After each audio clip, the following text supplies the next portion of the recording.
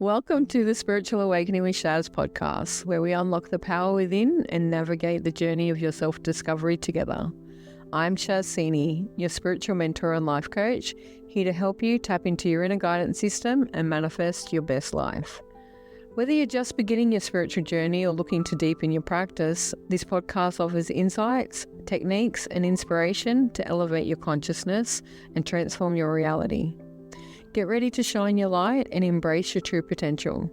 Remember, the answers are inside you. Let me be your guide on earth. Welcome back to the Spiritual Awakening podcast with Shaz. Today I'm joined by Lee Mackay, a mum of 5, an author, podcast host, and a woman whose spiritual journey began through an unimaginable loss. Lee's daughter, Taylin, passed away from spinal muscular atrophy when she was only 5 months old. In the middle of that grief, Lee began to experience signs of guidance and a powerful sense that Taylan had not disappeared. Her physical body was gone, but the love and connection and presence remained with her. That journey eventually led Lee to write An Angel with a Message. Her beautiful book is about her journey with her daughter. It also led her to advocate and fundraise for Spinal Muscular Atrophy of Australia, study the law of attraction, write another book called Manifest Your Best Life, and create a podcast exploring grief, healing, manifestation, and living an aligned life. Today, we're going to be speaking about what happens when your deepest pain becomes part of your purpose and how spiritual connection can exist alongside grief, and what it means to truly choose life again after loss. So tell us, Lee, for all of those who don't know who you are, who is Lee Mackay today? So I'm a very busy mum of 4 kids, our daughter, Kyla, and our 3 boys, Link, Ali, and Ty. Since Taylan passed away 18 years ago, we made it part of her legacy to live our best life.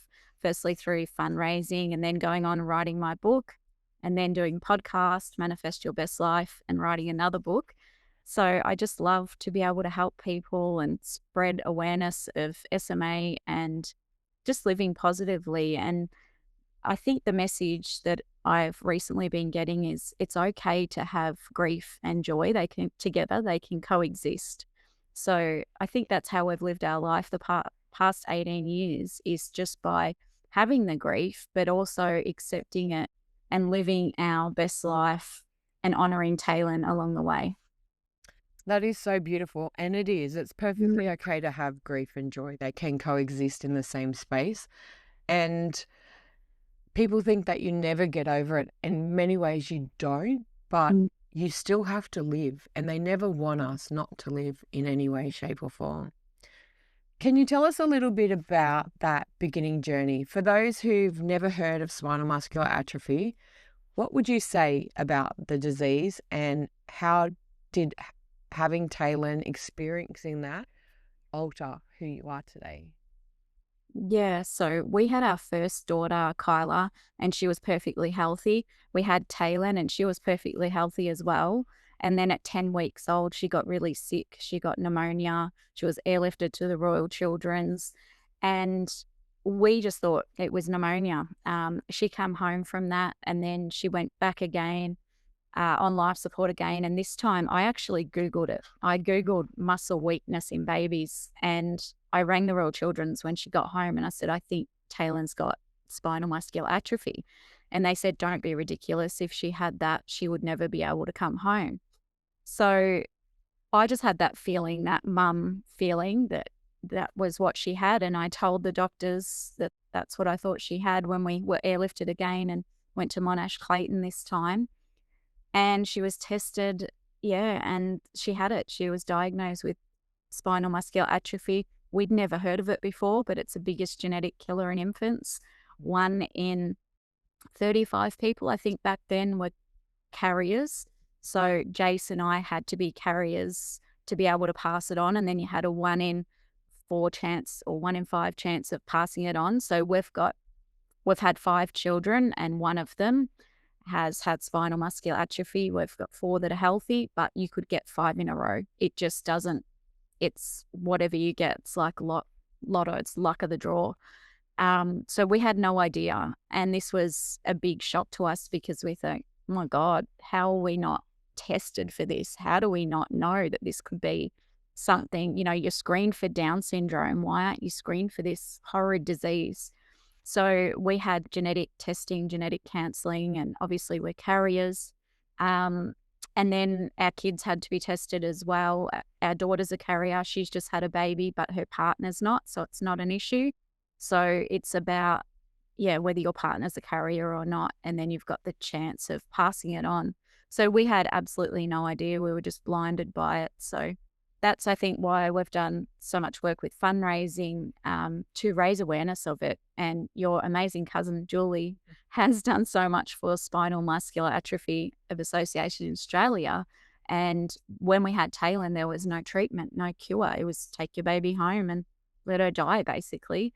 So it's amazing now that it's not only there's a treatment for it, there's a screening program for it as well. So you can make the choice to be screened for it before you have kids, which is incredible. And that was part of our Taylan's legacy and part of all of the SMA Angels legacy to have that screened. After we lost Taylan, I went to a clairvoyant and she told me that we agreed on this in our past human life to sacrifice a child so that our kids didn't have to. And that's the way I've lived since I heard that. Of course I'd do that for my kids. I would do that for them. And I have saved them now of going through that horrible pain that we went through. That is so beautiful. And it's amazing how a deep insight like that can change things. I strongly believe in soul contracts, and I know exactly the choices that we make and the sacrifices that we willingly go through for the betterment and helping others.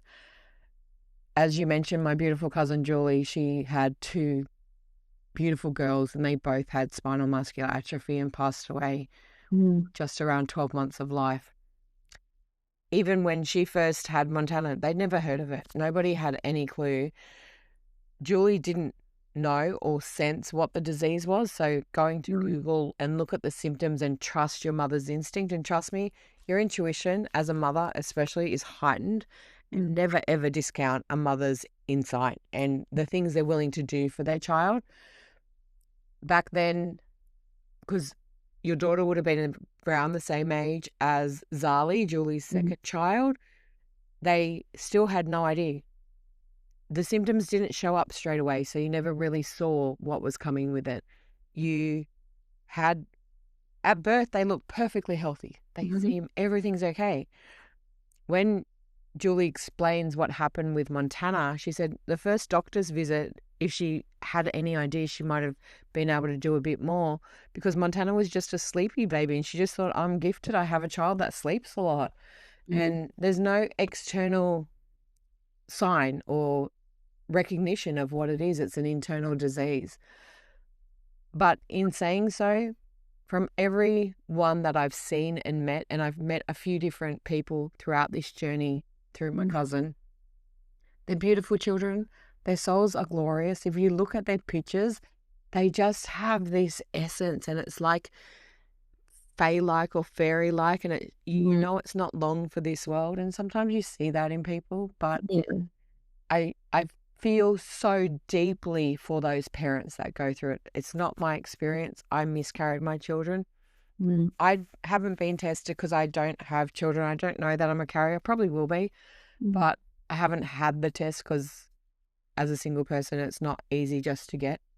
But we're grateful for the knowledge of it so that our family can get tested. A few of my Julie's sister has the carrier gene. I try talking to my brother and his kids about it. They're not willing to be aware of it.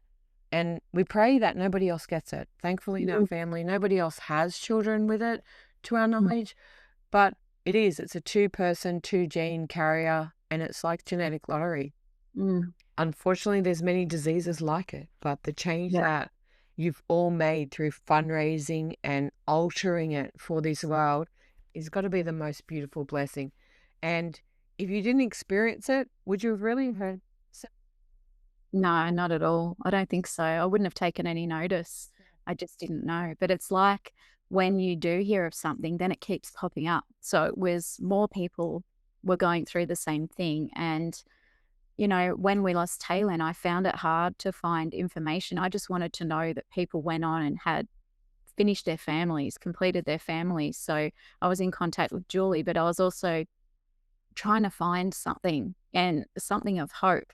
And there wasn't a lot. So that's why I wrote my book, to be able to help others. And I've been able to just send my book out to someone who needs it, who needs to know that you can have a happy, healthy life and you can have happy, healthy children after such a devastating loss. Because the fear behind it sort of would be like unimaginable. I know when Julie fell pregnant again, they debated whether to have the test to find out. And she lived by the life motto that really you can't be that unlucky twice. Unfortunately, it was. I don't consider it luck so much as the destiny of the children. They chose that. We also know my nan had a child that died young. We're not sure of what, but we assume it may have been spinal muscular atrophy. It was back in the 40s. So it's not something that was ever known back then. We're just not sure why. But in that, it changes the outlook. And many people, I know a fair few families in the community and only one child out of the families. Like you've got 4 beautiful children that don't have it. And that's such a blessing. And I know others that have multiple. It's not something that you can really work out. The greatest part about it today, and the one blessing that I love my cousin so dearly for, is if a child is born with SMA today, there is a treatment that can basically reverse the effects of it. And they live. It's no longer the number 1 childhood carrier. There is a prick test in their infant's feet that they get done at birth to make sure that you're aware of this, instead of taking home a healthy baby to discover a couple of months later that your world falls. Yeah. Yeah, it's so powerful. I was the same. My nan, both my grandmothers have lost babies. One was a set of twins during the wartime, so that could have been, stress related. Also, my other nan, a baby was born damaged while being born, and that's the thing with SMA. They're not actually strong enough to push out the birth canal. So and yeah, you just have to wonder and think, did they have it as well? You don't know, and we will never know. But it's definitely, we've stopped it in our family now, which is amazing. And if that's all you can do for your family is to heal the genetic line and change it, I'm sure we're all willing to stand up for that. And that's the part of spirituality that I do value and like. I actually had got a reading yesterday at church from one of our friends, and she was telling me my dad came through in spirit. I don't know who he is, but he's turned up in spirit a couple of times recently. And he straight out told me I've changed the DNA in our family line. And that's through me and Julie, I believe, in the way that we've changed it. We've altered. Like I've done a lot of energy work on this for our family and changed things. And even though I don't have children and I can't have children, it is changing the DNA through my whole family line to alter this. And I'm very privileged to be able to do that. It's hard to explain exactly how it happens, but I trust and believe it to be so. And my nephew, who has 2 beautiful children, they don't have it. And I assume that it won't happen again in our family line. That is my deepest wish and prayer. I also cannot change anybody else's life contract if they agree to that for themselves. I believe if something similar is going to happen, it won't be the same disease. Yeah, that's right. I mean, I don't regret, having Taylin, having had her for those 5 months was amazing. She was the most angelic little thing. Like you said, just her eyes was like looking into her soul. She had the most beautiful blue eyes, and you could just tell how beautiful her little soul was, even though she couldn't talk yet. She was just so calm. And I think that she was sent to calm me, to heal me, to show me strength. Like I wasn't a very strong person, I don't think, before, But now, oh my God, I feel like I can do anything because I watched what she went through and I thought if she could do what she could do, I can do anything. And she taught us so much. She taught us more than anyone or anything ever could. She just taught us so much. And we were only having 2 girls. We were done. I'd had a really terrible pregnancy with both girls. We were done. We weren't having any more kids. I said, no way. I'm not going through that again. But she just changed our whole perspective of, wow, we just want kids surrounding us. We want our family is so important. And we never thought we were going to have a son. And now we've got 3. And it's a crazy life, but we wouldn't change it because I never thought my husband was going to get a son. And to have now experienced boys is just incredible. And they're teenagers now, but I believe we're meant to go through what we did to make us who we are. Yeah, and she's been with us the whole time, absolutely in our hearts, the signs that we see, everything we do, she's with us. I love that too, because people think that you have to be on earth for a really long time to leave a lasting legacy. And 5 months is a very short time, but the impact she's had on your family and the greater community, and the fact that there is a book about her and the cover picture of her. That's what I mean. When you look at her, she's just like an angel in disguise. It's beautiful. For me, it's very fae-like, fairy energy, a Devic realm. But she's just like, the impact is ongoing. 18 years later, we're still talking about her. She's still having an impact. She's still helping other people. We don't have to be here for a long time to really change the world around us. Many souls come in for that very short period to have the greater impact. And it's amazing in that way. I love it. And she is so important. She's an important part of your journey as well as the greater community for the SMA people going through it and the world, because look at what she's helped you become now.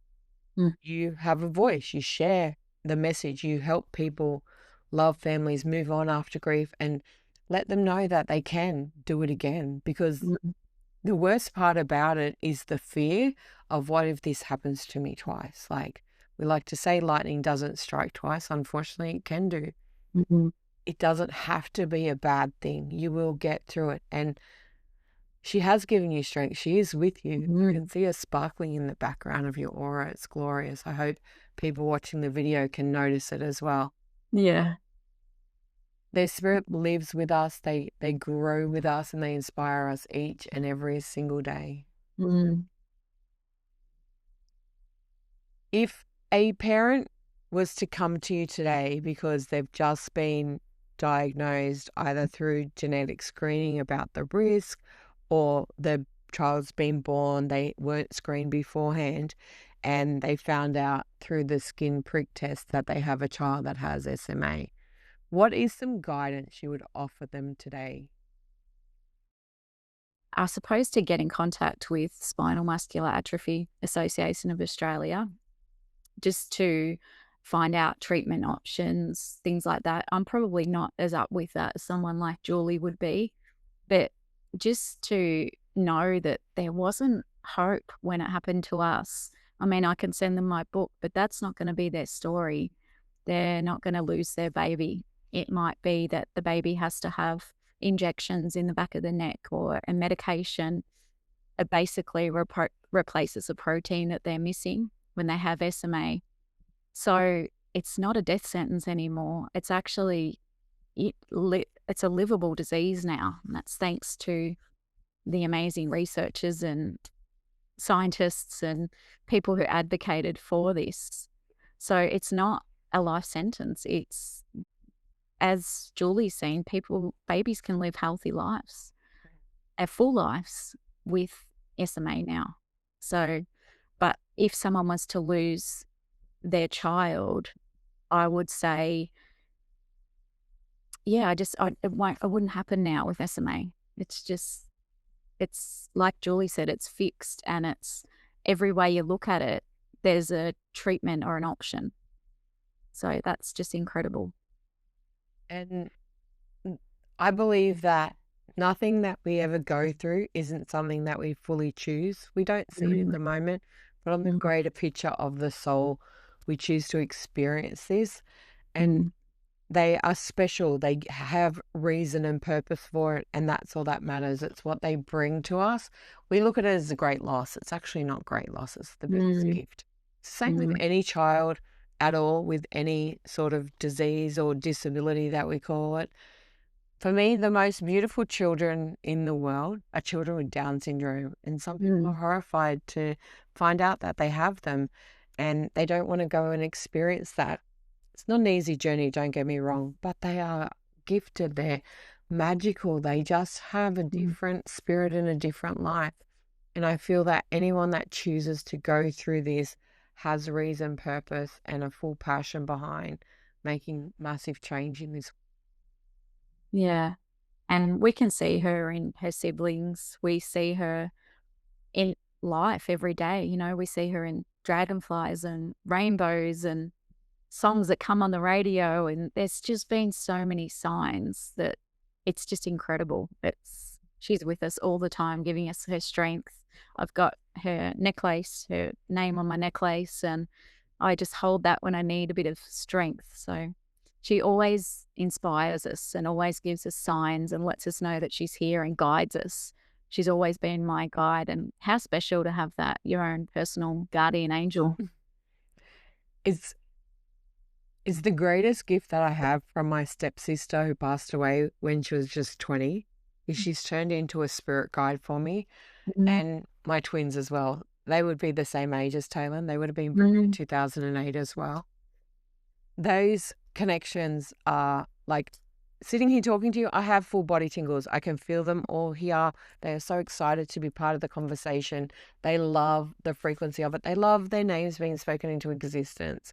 And just the love is, I wish I could fully explain the encompassment of it. It's blissful. It's totally blissful. Would you mind sharing, on the night Taylin passed away, you mentioned in our pre-chat that you felt her presence and you had a very spiritual moment. Yeah. So while she was passing away in hospital, I was so worried that I hadn't been raised religious or anything. And I said to my dad, I don't think I want to bury Dad. I think I need to cremate her because I can't stand the thought of her little body in a little pink box in the ground. And Dad said to me, no, her body's just her casing. Her spirit will go and live on, and she'll be around you and in your heart and all of that sort of thing. And that's what's gotten me through the last 18 years, those words from my dad to say that she would be an angel and her spirit would live on. If I thought her body was in a box in the ground, I wouldn't be able to live. But I know that she's not there and she's with us. And at her funeral, we released some balloons and 2 eagles appeared and flew with the balloons, we believe, all the way to heaven, which was an amazing sign. And yeah, the night we got home after she passed away, I was just about asleep and I heard the words, "I'm okay, Mum. I'm all right. I'm safe." And it was so powerful. And I just said to Jace, oh my God, she's just come to me and told me she's okay. Because I was thinking, how am I ever going to sleep? How am I ever going to live? How am I ever going to get out of bed? How am I ever going to function? I've got to get up for my daughter. And just those words gave me so much peace and so much strength. And I thought, she is okay. She's okay and she's safe. She's with probably my grandparents and she's all right. She'll be okay. So I was able to sleep. I was able to get up the next day. I was able to live my life knowing that she was all right. And that was so powerful. That is the power of spirit and what they can do for you. I've had many experiences where loved ones have crossed over and they've come back with a message straight away. I know there are doubters out there that are going to say, as if she can do that, she couldn't talk. Spirit is more powerful than the human being and the form that we live in this moment. That peace that you got, it's life-changing, isn't it?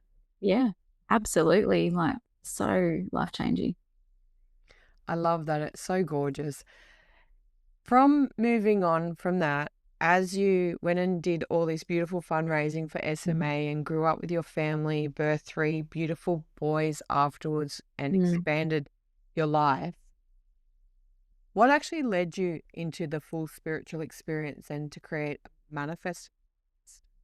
Yeah, I think it was just from the get-go, from that day she passed away, I needed something to get me through, and the spirituality is what got me through.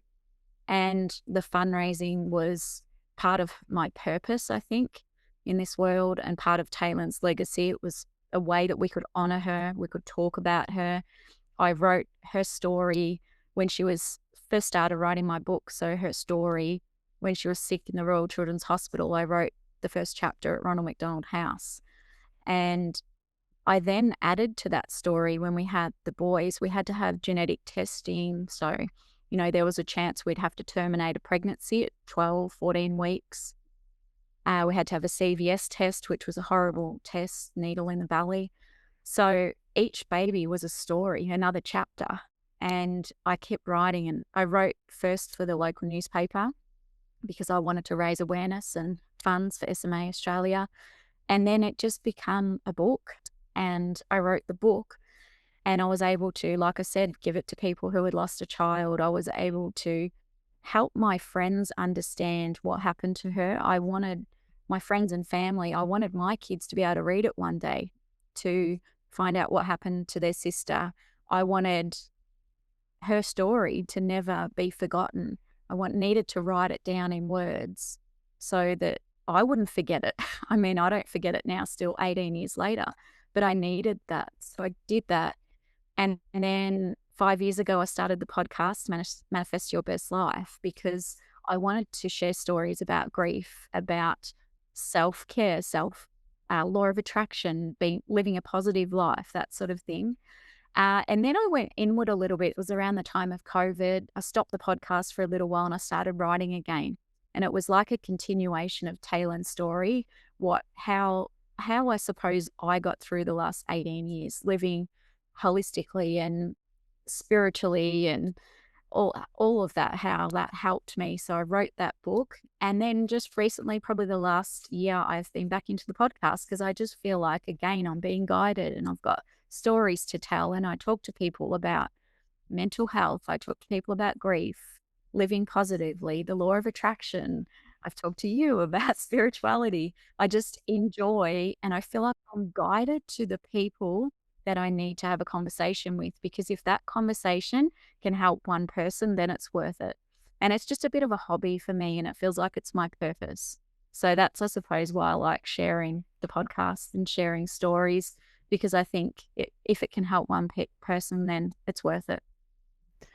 You're like me in that sense. My whole mission about this podcast is if one person listens, gets value from it, it makes all the energy and effort worthwhile. Mm.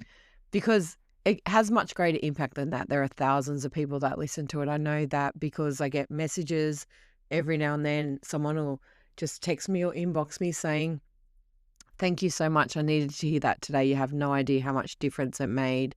Mm. And that impact is important. Everyone has a voice, and you never know what aspect of your story is going to help someone in their darkest need.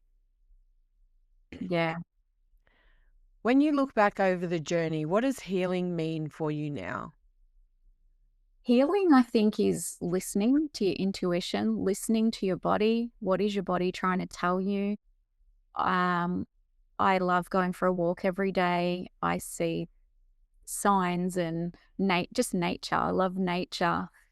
I love things like Reiki, kinesiology, naturopath. So I make sure that I do all of those every year, annually or biannually. I see the naturopath, the kinesiology, having a massage, just taking care of yourself, looking after yourself, eating healthy foods, but still enjoying yourself and having, I think, just your health overall depends on your happiness and your outlook, your positive outlook. Then that reflects on your relationships, your marriage, or your kids.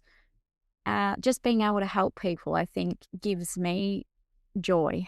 And yeah, I think that's how I live my best life. Hopefully, I answered your question with that.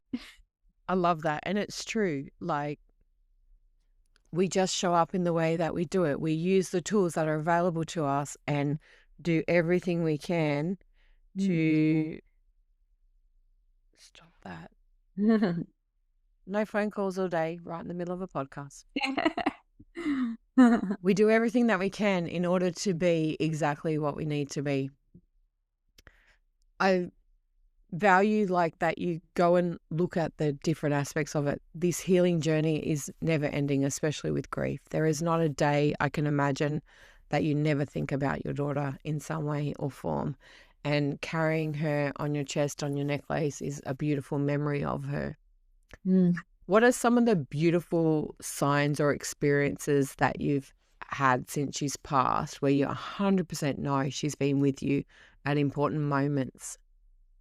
Yeah, just to add to that too, I want to say that the journey hasn't all been rainbows. You know, we do have PTSD from what we went through, post traumatic stress disorder, and we know that we've got that. And the best thing is knowing that you've got that and knowing when it flares up. It might be something, a work issue that flares it up. It might be something like you're feeling a bit anxious and we think, oh, that's the PTSD. The trauma comes back. And if you don't do the things like listen to your body and listen to your intuition and get the help that you need, then it does keep coming up. But the signs we've had over the years have been incredible. Her song was Chasing Cars. It was an amazing song, and we played it all the time in hospital when she was sick. So now Chasing Cars comes on the radio everywhere. Everywhere we go, it comes on the radio. Go in the car, it comes on. It's so powerful, her song. Our dragonflies, like I said, they come to us when they're not even, it's not even the right season for them. We've got a pool here and they come and they just float around the pool. And it's like, wow, you know, they're just so, when we go on holidays, they're there. So it's like she follows us on our journey. The kids love it. They think it's amazing that dragonflies just show up. You don't see dragonflies all the time, but we do. And butterflies, rainbows.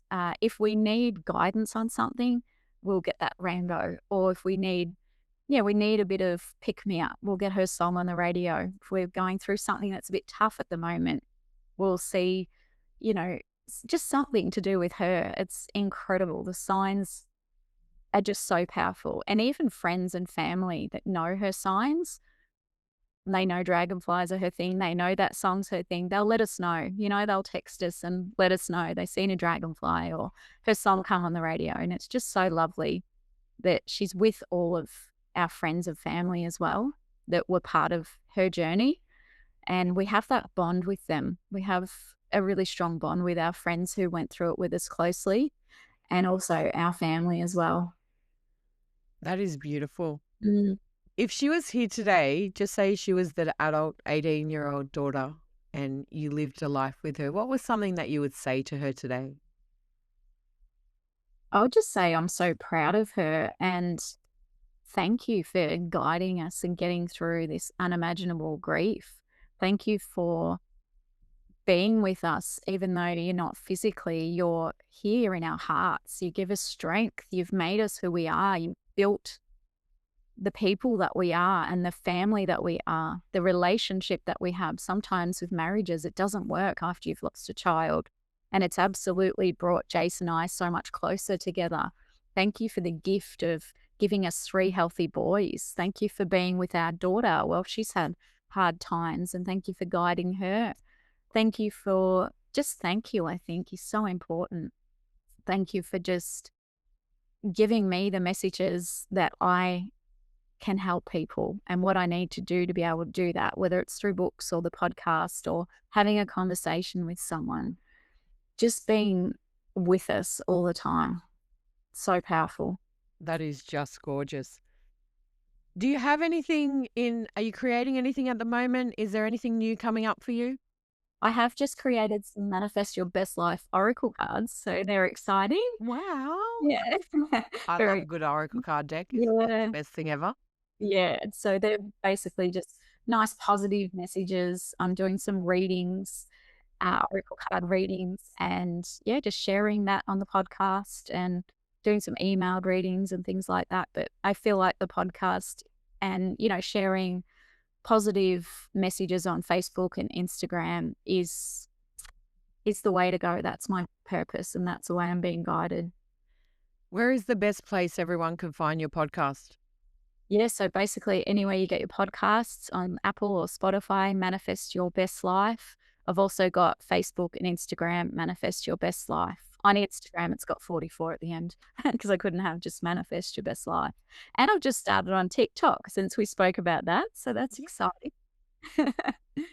Since I spoke to you about that, on Saturday I got up and I was just coming into my office to do some work, and I literally got told, you need to go on TikTok. I go, why?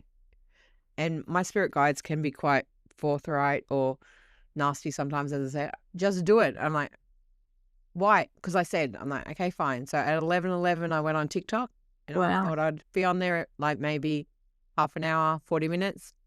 2 hours later at 1:11, we got off TikTok. Wow. Just doing readings, having a chat with people. Some of my friends were on there. I brought one of my colleagues and connections online. We had a bit of a chat. It was fun.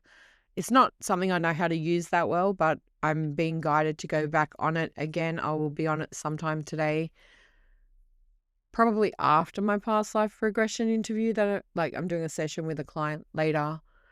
But I trust every instinct when they tell me. They will just go do this.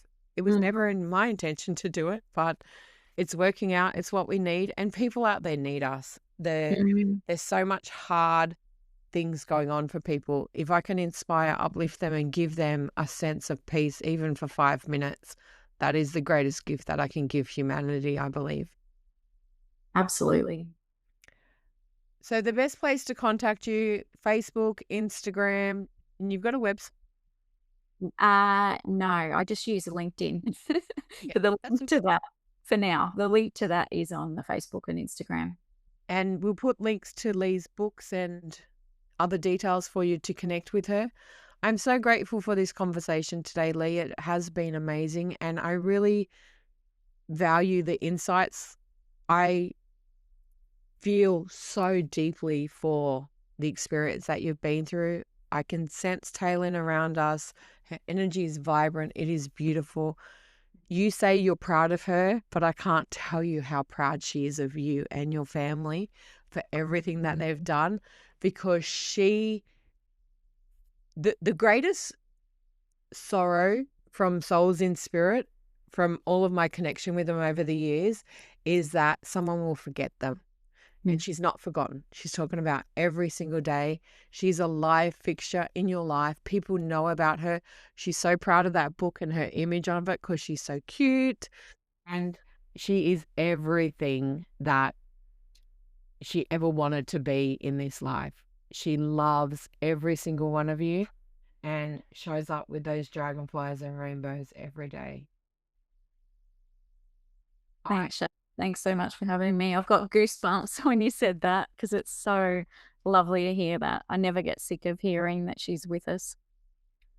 All the time. And she, she's telling me her baby brother, so the youngest one, is her favorite. So they play together and that's her favorite. That's the one that she hangs around the most. She tries not to have favorites, but for some reason they must connect, or he has some visions of her. She goes, he's the one that I mess with the most. So Wow. love is beautiful, and she's a water baby. So you talk about your pool and she goes, no wonder I'm there, because she's anywhere where water is, she's there. She is highly connected to the water and has a beautiful vibration. Her only sorrow is that, in her opinion, she caused you grief, heartbreak, and that's not what she wanted. But at the same time, she knew that you would get through it. You offered this gift, and she's grateful for the experience for both of you. And tell Dad that I love him too, because she told you, but Dad hasn't heard it, but she loves Dad just as much. She's an integral part of your family, not forgotten. She's always remembered, and she's part of every aspect of your day. She values that highly.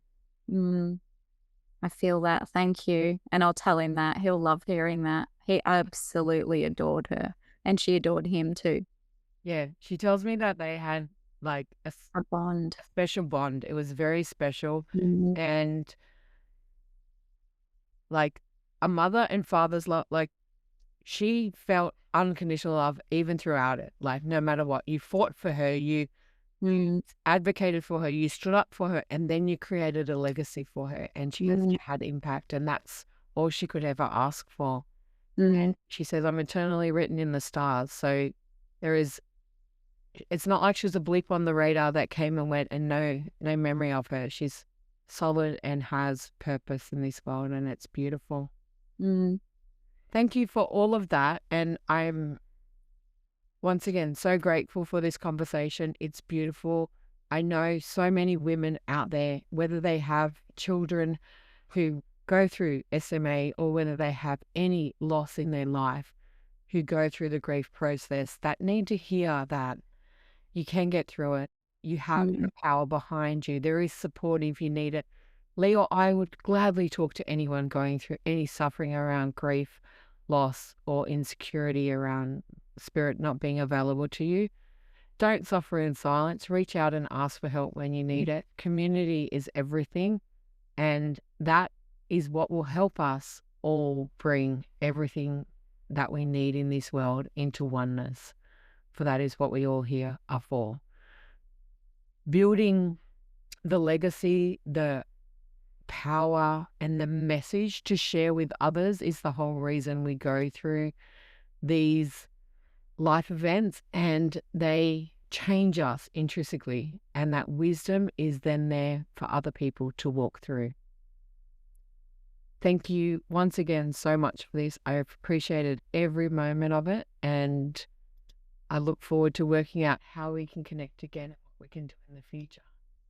Sounds great. Thanks, Shaz. Thanks so much for your time. Appreciate it. Thanks, everyone, for listening. Anytime. And thank you, everyone that has listened. Check out the show notes and all the details down below. Until next time. Thanks for listening to the Spiritual Awakening with Shaz podcast. Don't forget to like and subscribe down below so you don't miss an episode. You can also follow us on Facebook with the links below. Until next time, trust your intuition and let your spirit soar.